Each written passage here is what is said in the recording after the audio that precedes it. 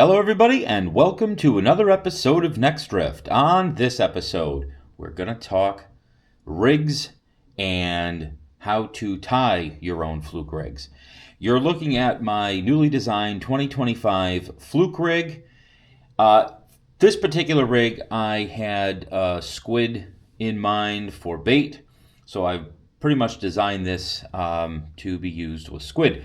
But you can change it up, use some different colors, use some different types of hooks, and use it for cut bait. You can use it for live bait. So this is pretty versatile. But there's a couple things that I was kind of excited to tinker around with. There's lots of different pre-tied fluke rigs out there. Lots of good ones. If you've looked back at any of our past videos, you know that I did a kind of a dissection of Captain Charles Nappy's Doormat fluke rig. And, so I took parts and pieces from that and some ideas, and I came up with my own design that I think is really, really going to be great. So let me show you what I've got here, and I will show you how I tied it. Okay, so here's the rig itself. I was really happy with how this came out. I tried some different variations of it, but this is pretty much what I've settled on. And again, I had a whole squid in mind for this type of a rig. You could definitely use it for fluke bellies, that sort of thing. But I'll just take you through it. I have tied this on a 3-foot leader of 40-pound test fluorocarbon. Doesn't matter which type of fluorocarbon you use. I like Sunline, I like Seagar, but you use what you like. When you construct this rig, it's almost kind of like a front to back type of setup, and I'll show you that. But what I've got here, we'll start at this end. I have a 3-way swivel. Let me just take this apart. I have a 3-way swivel with a clip, a weight clip right down here. And if you notice, I did not leave this open to put a piece of monofilament to the sinker. You can certainly do that. I think this will have a tendency to bring the whole rig down a little bit better. And I don't think you're going to get as many tangles, and it's going to kind of keep everything compact. When you're dropping this down in heavier current or dropping it down deep water, when you have a big piece of bait on there, the thing starts helicoptering, and you don't want it getting tangled up the main line. So having the weight a little bit closer to the rig and to where your main line is here is gonna prevent some of that. So moving up a little bit, like I said, it's a 3-foot piece of fluorocarbon, and it goes right here to some beads, and looks pretty cool. I've got 4 beads on here, a small one, an eye bead, and then the next size up. And moving here, I have a 5/0 Mustad snelled fish hook. So I've used a snell knot on here with a piece of pink surgical tubing.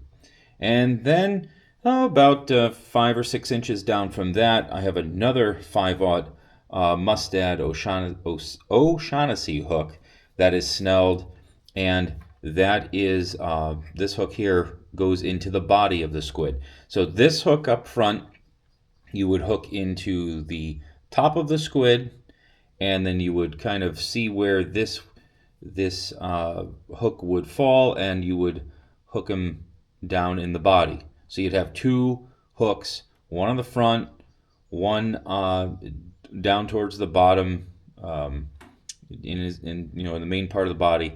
And what you would want to do is just to make sure that you don't want it bent like this. You wouldn't want this too taut up here. You want this hook just to be on the end of the squid. But we'll show you that at some point when we get a piece of squid and we're out on the water. But so I mean, it's a very simple rig. I think you can, like I said, you can make different variations of this. You can make obviously different colors. There's so many different things. You can actually be really creative with this. But I think this design with the 2 snelled hooks in line with each other is the type of rig that you want to be using if you're using a piece of cut bait or a full-size squid or a piece of live bait. So let me show you the components that we need to tie this, and I'll show you how to make it. So here's what you're going to need to construct this rig. First, you're going to need to start off with a spool of fluorocarbon leader line. Again, this is 40-pound test. You can use 30, you can use 50, you can use whatever you want. I just think for this type of a rig, 40 is a really good size line to use. Three-way swivel right here. One's for your main line, one's for your leader, and one's for your weight clip. And again, this is the weight clip here. I'll show you how to attach that to your three-way swivel. You're going to need two O'Shaughnessy Mustad 5/0 straight shank hooks. These are very good hooks. Mustad makes great hooks. And we're going to use a snell knot on these to attach them to the line. A piece of surgical tubing. They make this stuff in every color and size imaginable. I have tons of different colors. All of these colors are actually glow colors, so you can use whatever color you want. You'll need some beads. You can use one bead. You can use as many beads as you want. You don't have to use any beads. But in this rig, I have 4 beads, and they're different sizes, all the way down from a 5mm up to I believe that's a 12mm size bead, and these are plastic. You can use glass. Glass does have a tendency to break if you're using it, around rocks. So plastic is the way to go, and I kind of like the iridescent finish on these. You can also add these types of bucktail that are tied to a rivet. I didn't add that on this rig, but you certainly can. They make them in all different colors, or if you want to tie them yourself, you can certainly do that. And I put on here just a pair of snips. These snips are really good. I think they're $11 or $12 on Amazon. I'll leave the link to it. These things cut really nice, and they're great to cut braid. All right, so let's tie up this rig. So the first thing we want to do is, like I said, we want about a 3-foot piece of leader. So what I'm going to do is I'm going to pull out about probably around like 3.5 feet of leader material. Again, this is 40-pound test fluorocarbon. Get the good stuff. It makes a big difference. So I'm going to pull out about 4 feet here, and this stuff's expensive, so we don't want to waste it, but you also want to make sure that you have enough line to build your rig. So let me just cut that here. Okay, and we'll put that aside. All right, so the first thing I want to do, and this is unbelievably simple to do, the first thing we're going to do is tie on our back hook. So that would be, let me pull that rig over real quick. That would be this hook here. We're going to tie that on. So all we're going to do is you're going to take the line, okay, you're going to go up through the eye like this. All right, you don't have to pull a lot of line out. Just pull it down to about maybe the end of the hook, a little ways past the end of the hook, and you want to hold it right along the back of the hook, just like this. And so that'd be your tag, just like this. Okay, and then you're going to take this main line. This is your main leader line, and you're just going to start wrapping it. All right, and make sure you're wrapping it. One behind the other, and you can do this 6-7 times is good. All right, so I'll go around there like that. Now I'm holding it tight, just like so. Okay, and I'm going to stretch out my leader material and take this main leader tag right here and go up through the eye of the hook, and I'm going to pull it. Okay, just like so. And again, so we have that first tag right here along the back of the hook. I want to make sure that it's straight. Okay, and all I'm going to do is, this is when you would want to moisten your knot. I'm not going to do that because spit is gross on film. I'm going to make sure that that tag stays right along the back shank of the hook, and you're just going to tighten it down. Okay, let's give it a nice cinch.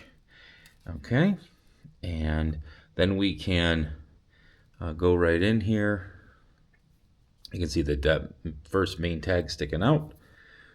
Okay, and we can just clip it off. You don't have to get it real close. Just get in there and give it a little snip. All right, so that is your first knot that you tied. Okay, second hook we're going to tie on next. And same thing, we've got our second O'Shaughnessy hook here. We're going to take our main tag end here, and we're going to go same thing. We're going to bring this down to our other hook here. Now this is where you want to make a decision. What you don't want to do is you don't want to have, you see how the line here is coming off the top of this? All right, so this hook is facing this way, this hook is facing up. That's what you don't want. So if that happens to you, just pull the main line back out, okay? Flip it over and come in through the back side of the hook, okay? See that? It's come in through the back side. And now when you go to tie it, your hooks will be in line with each other. Now, depending on the size of the bait that you're going to be putting on this will dictate how close you want to get to this hook or further away. If you're using a bigger piece of bait, you're going to want more room. I'm going to tie this one a little bit closer. Maybe it's a smaller piece of squid. So I'm going to go right about there. So we're probably a good, maybe 4.5, 5 inches from the bend of the hook, this bend of the hook to this one. All right, same thing. All I'm going to do is make sure that this line is along the back shank of the hook, and I'm going to wrap it 5, 6, 7 times, whatever you like. Okay. Now, again, I'm holding it taut, making sure that the line is staying back towards the on the shank of the hook. I'm going to pull out my main tag, and I'm going to go back up through the eye. Okay, same thing. I'm going to tighten this down. Try to make sure that that tag is still along the back shank of the hook. Be careful, and you're going to tighten her down. Okay, just like that.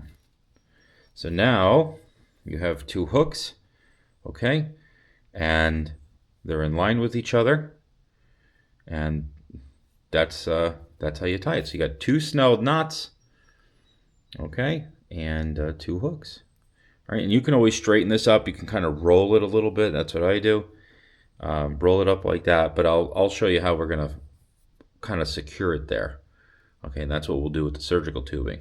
So let's get a piece of surgical tubing ready. So here's the surgical tubing. Again, they make in all different colors and sizes. You can get whatever you'd like. I'm going to cut off about maybe a 2.5 inch piece like this.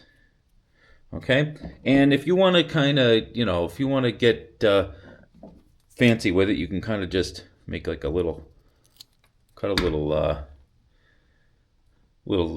angle out of it. Okay, and this is where, as I had mentioned at the beginning of the video, you're going to kind of work from forward to back. So where that tail is, this is going to be where our hook enters. I'm going to come up through like so and pull it right out the front, just like this.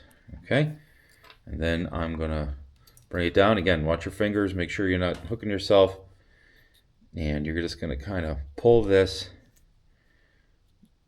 surgical tubing down over your hook eye and the knot.